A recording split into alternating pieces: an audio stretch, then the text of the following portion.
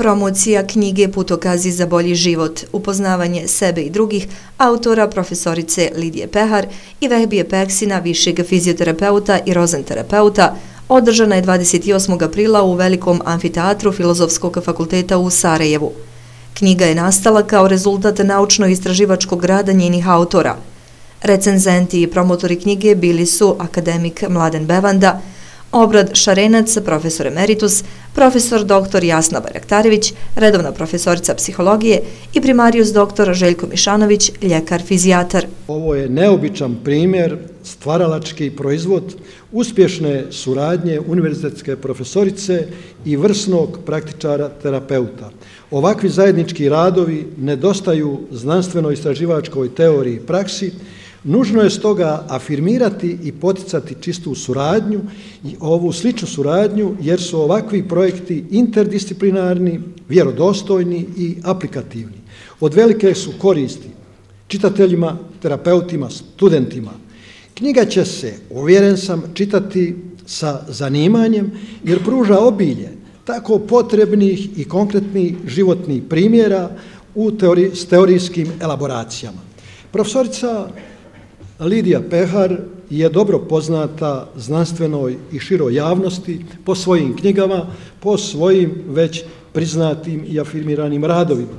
Ipak podsjetimo, prije gotovo 2 desetljeća utemeljila je katedru za specijalnu pedagogiju na Filozofskom fakultetu u Sarajevu i nastavnica je na tom kolegiju. Gospodin Vehbija je fizioterapeut, slijep je i manje poznat široj javnosti, pa o njemu treba reći nešto više u ovoj prigodi. Imamo dakle osobu s funkcionalnom smetnjom koja se ne prepušta pasivnosti, inertnosti, sudbini, nego svojom unutarnjom snagom ostvaruje zapažene rezultate u terapiji, ali stiže i pisati o svojim iskustvima i metodama koje primjenjuje. Svoju posebnu potrebu učinio je predanim i marljivim radom, plodotvornom i inspirativnom. Toliko je međutim onih koji su zdravi, ne manjka im gotovo ništa, a malodušni su, apatični, bezvoljni, pesimistični, prepušteni stihiji i jadikovanju. A Vehbija snagom svoje volje ide protiv struje i običajnih pravila razmišljanja.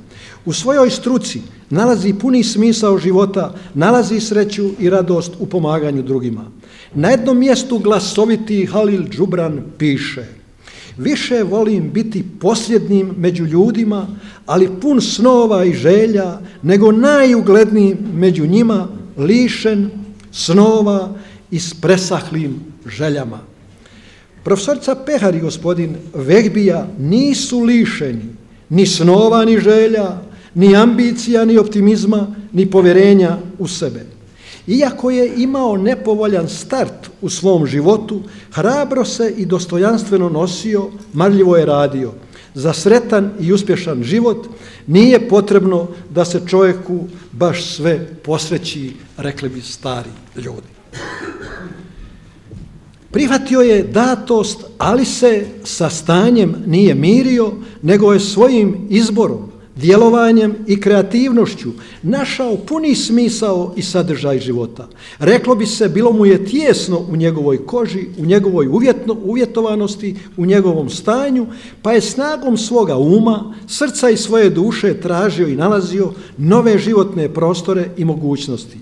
Pjesnik Milton, koji je bio slijep, napisao je sljedeće riječi: nije nesreća biti slijep, već je nesreća ako čovjek nema snage da tu sljepoću podnosi.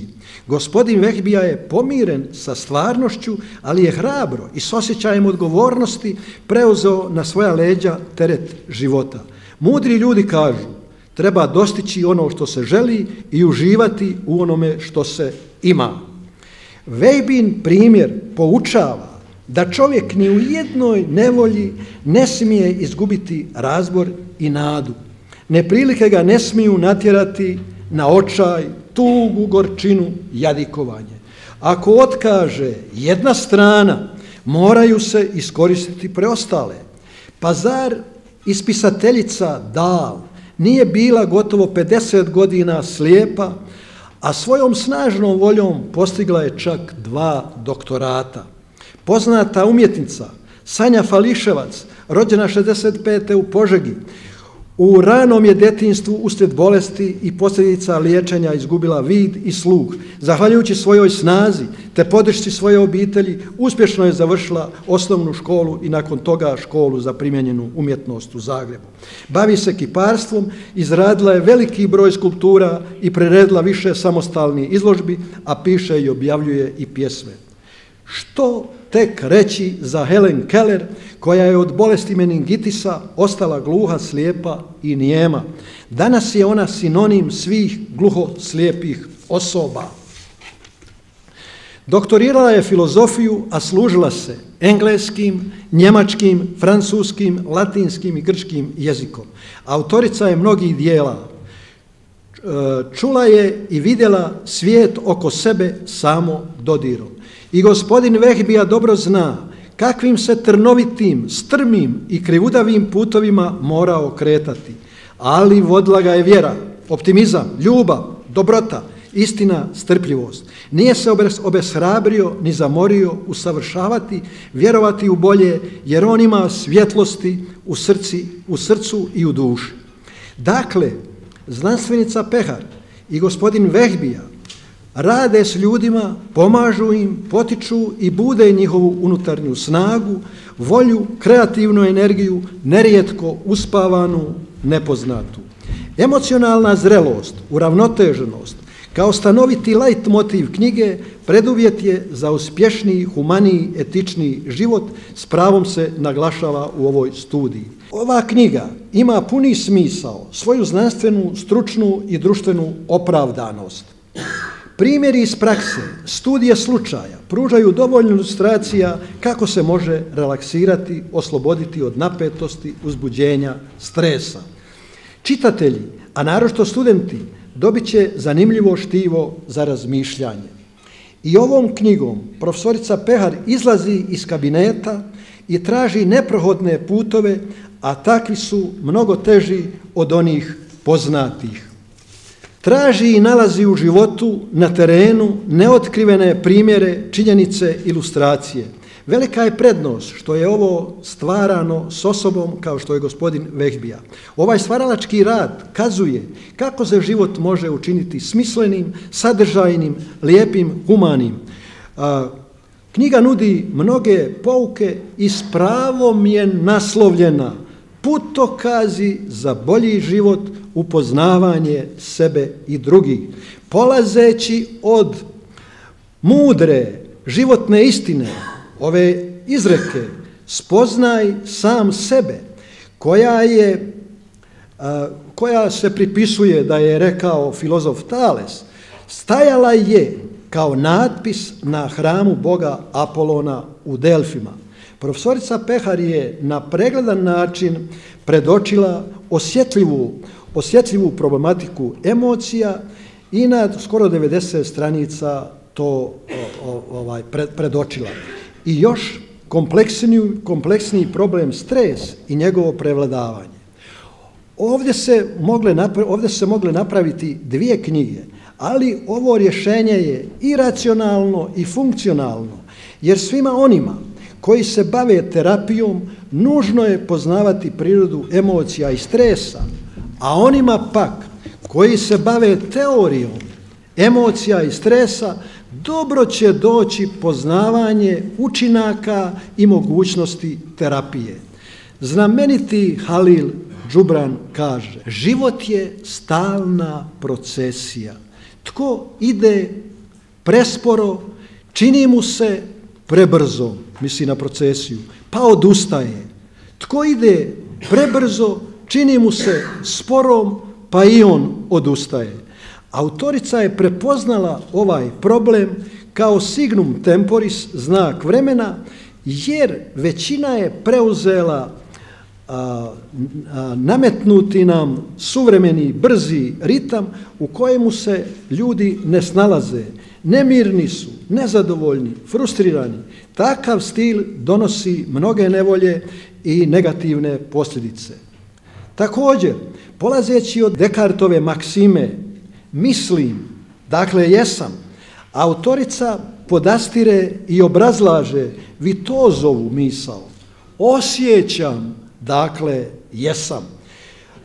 Pritom govori o potrebi održavanja ravnoteže i harmonije uma i srca, osjećaja, emocija, razuma i uma. Pascal kaže, postoje razlozi srca koje razum ne razumije. Drugi kažu, čovjek samo srcem dobro vidi, bitno je očima nevidljivo. Zato djeca kažu, slušaj me očima.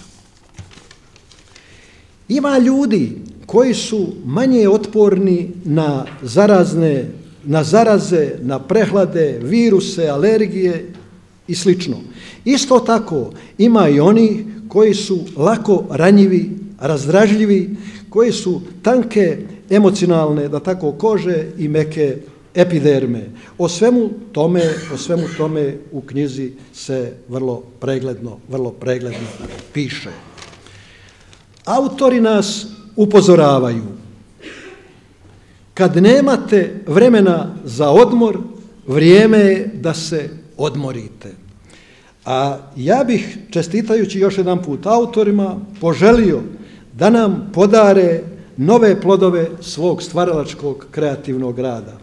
A nama svima ću reći, knjiga nije hrana, ali je poslastica, kako je rekao veliki Tin Ujević.